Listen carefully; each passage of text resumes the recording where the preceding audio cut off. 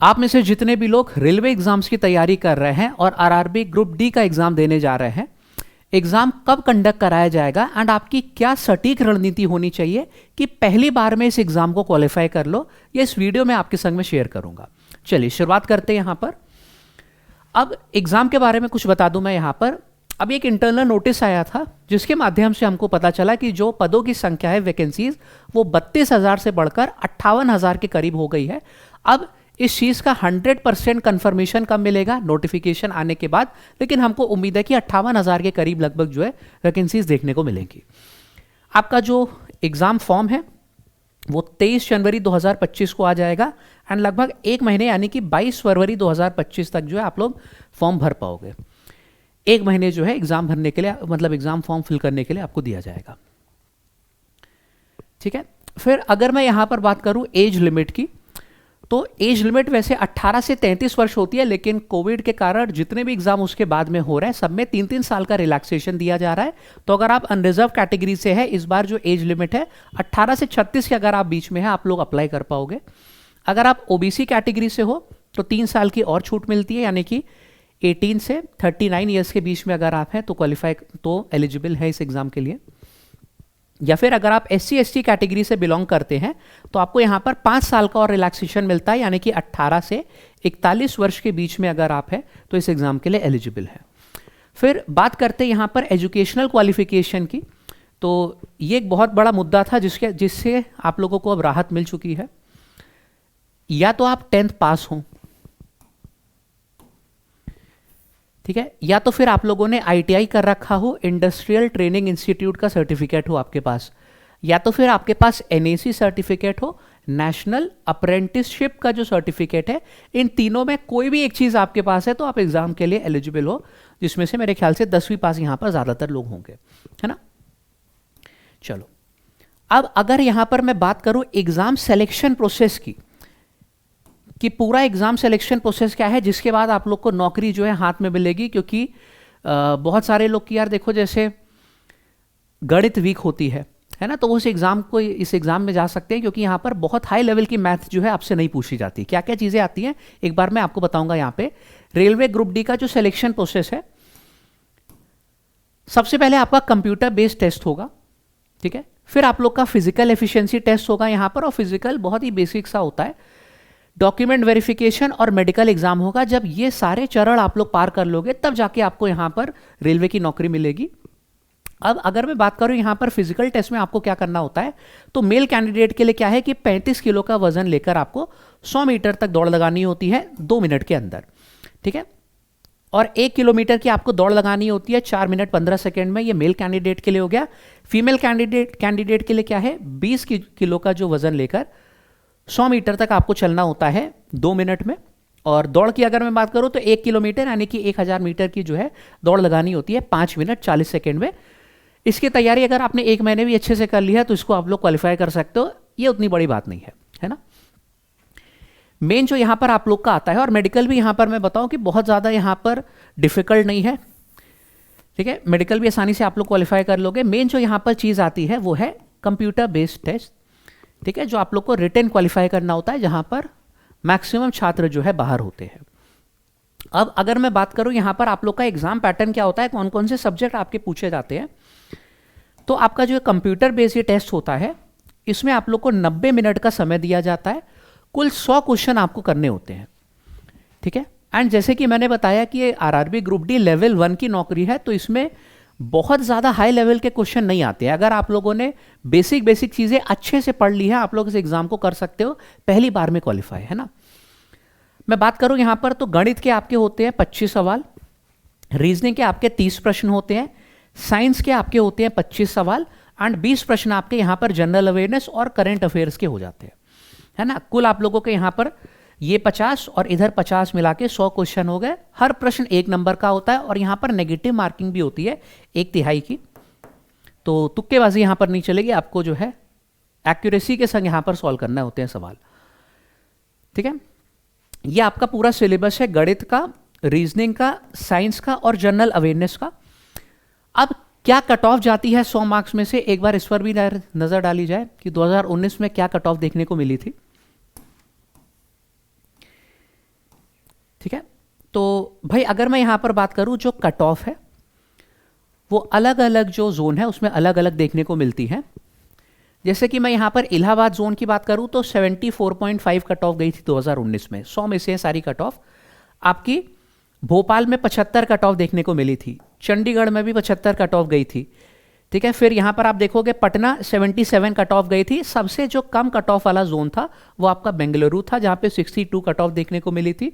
And सबसे ज़्यादा cut off जहाँ पर गई थी वो है आपका कोलकाता का जोन, जिसमें 80 के करीब कट ऑफ देखने को मिली थी। 80.5 जो है यहाँ पर कट ऑफ गई थी। ये 2019 की मैं बात कर रहा हूँ, ठीक है, जो पिछली बार, क्योंकि आपका 5 साल पहले 2019 में ये वाला एग्जाम हुआ था।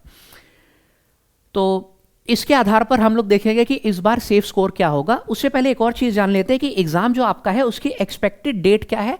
तो भाई जो आपका आरआरबी ग्रुप डी का एग्ज़ाम है ये जुलाई या फिर जुलाई के बाद ही कंडक्ट होगा। इसके पीछे का कारण क्या है, चलो आपका जो एग्ज़ाम है हम लोग मान के चलेंगे कि ये जुलाई या फिर जुलाई के बाद में कंडक्ट होगा। ऐसा क्यों मान सकते हैं, क्योंकि जो रेलवे का कैलेंडर है इसके हिसाब से हमको पता चलता है कि भाई आपका जो एनटीपीसी ग्रेजुएट लेवल का एग्ज़ाम है ये अप्रैल 2025 में होगा, यानी कि और कोई एग्ज़ाम फिर नहीं हो सकता है क्योंकि बहुत सारे शिफ्ट में होता है। फिर अगर मैं अंडर ग्रेजुएट लेवल की बात करूं, एनटीपीसी आपका जो है नॉन टेक्निकल पॉपुलर कैटेगरीज का जो एग्ज़ाम है, ठीक है भाई, इसका एग्ज़ाम मई से जून के बीच में कंडक्ट कराया जाएगा। इसमें हो सकता है और शिफ्ट हो, यानी कि मई और जून में फिर और कोई एग्ज़ाम नहीं हो सकता। तो इसके बाद जो आपका फ्री स्लॉट निकल कर आता है वो है जुलाई, जब आपका आरआरबी ग्रुप डी जो है वो कंडक्ट कराया जा सकता है।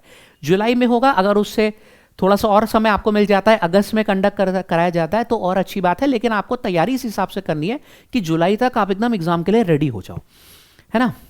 चलो, तो जो एक्सपेक्टेड डेट है मान के चलो जुलाई तक आपको पूरी तैयारी करनी है। आज आपका लगभग 14 जनवरी है, 14-15 जनवरी, तो आधा जनवरी बाकी है।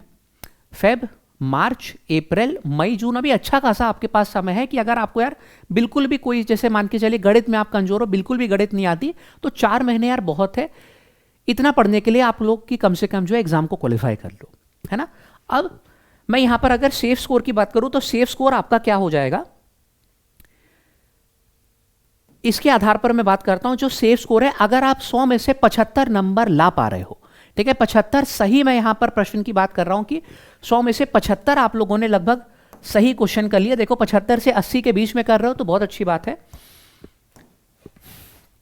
लेकिन अगर आप लोग इतने सही क्वेश्चन कर पा रहे हो तो मान के चलिए आप किसी भी जोन में बैठे हो, आप लोग एग्जाम को क्वालिफाई कर ही लोगे, ठीक है।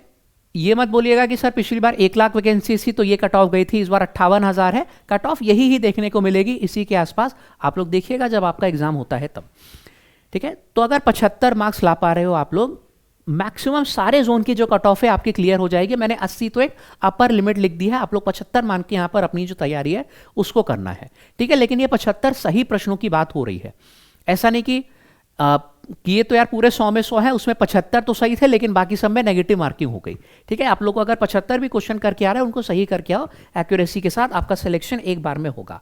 अब ये 75 नंबर लाने कैसे हैं, चलो एक बार समझा जाए। ये हमारा पूरा सिलेबस है, ठीक है। मैथ्स में 25 सवाल, रीजनिंग में, जनरल साइंस में, जनरल अवेयरनेस के। अब यहां पर आपको कोशिश करनी है कि देखो रीजनिंग में सबसे ज्यादा स्कोर बनाओ।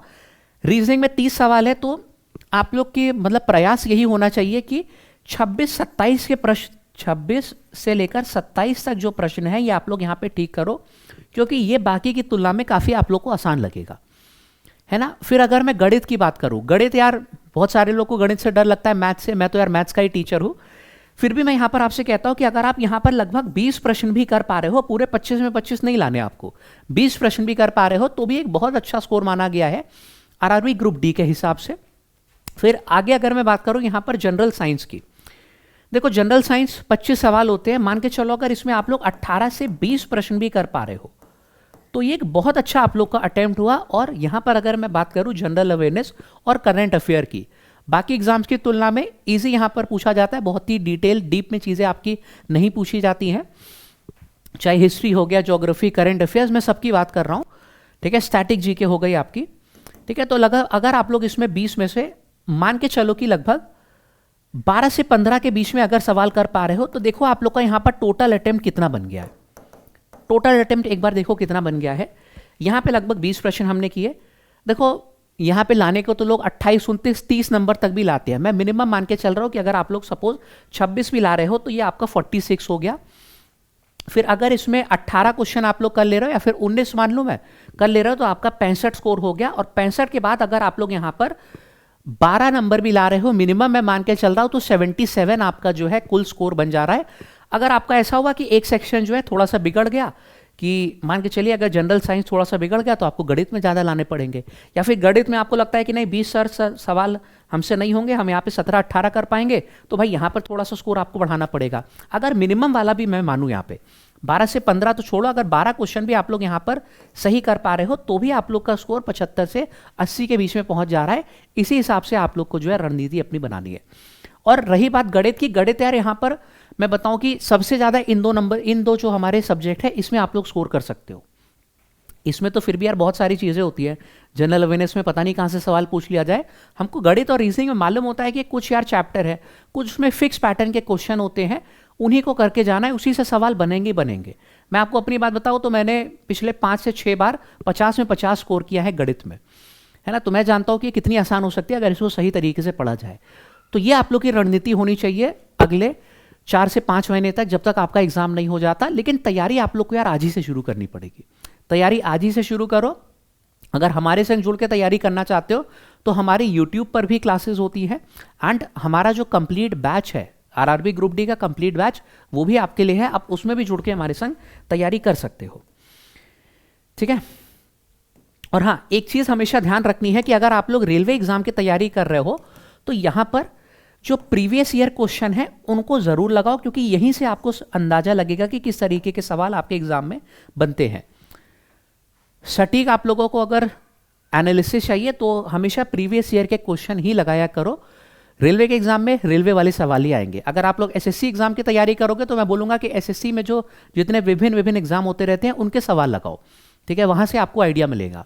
अब जैसे कि आप लोग को देखो ग्रुप डी का देखो पेपर देना है, लेकिन मेरी मानो तो आप लोग कांस्टेबल के भी क्वेश्चन लगा के देखना, जितने भी आपके रिलेटेड होते हैं अंडर ग्रेजुएट एनटीपीसी लेवल उसके भी सवाल लगा के देखना, ठीक है। बहुत ज़्यादा आपको यहाँ पर मदद मिलेगी और रेलिवेंट कंटेंट भी आप लोग को यहीं से मिलेगा। तो इसी तरीके से देखो मैं वीडियोस आप लोग के लिए यहाँ पर लाता रहता हूँ। अगर आप पहली बार चैनल पर आए हैं तो उसको सब्सक्राइब जरूर कर लीजिए, ताकि कोई भी मेरा स्ट्रैटेजी वीडियो है वो आपसे छूट ना जाए। और बाकी मैंने बताया कि अगर आप हमारे संग जुड़कर तैयारी करना चाहते हैं, ठीक है, तो हमारा रेलवे महापैक है, लैब जो एप्लीकेशन है उसके ऊपर आपको मिल जाएगा। 0 लेवल से चीज़ों को यहाँ पर सिखा रहा हूँ मैं मैथ्स का टीचर हूँ तो आप लोग को गणित पढ़ाऊंगा। यहाँ पर सभी लोग जुड़ जाना। 15 जनवरी से ये वाला बैच जो है शुरू हो रहा है, ठीक है। इस कोड का इस्तेमाल कर लेना पेमेंट के टाइम पे, तो आपको डिस्काउंट जो है मैक्सिमम मिल जाएगा। बाकी अभी विदा लेता हूँ, इसी तरीके के अगले सेशन में मुलाकात करूंगा। कैसा लगा आपको वीडियो नीचे कमेंट करके जरूर बताइएगा। जय हिंद।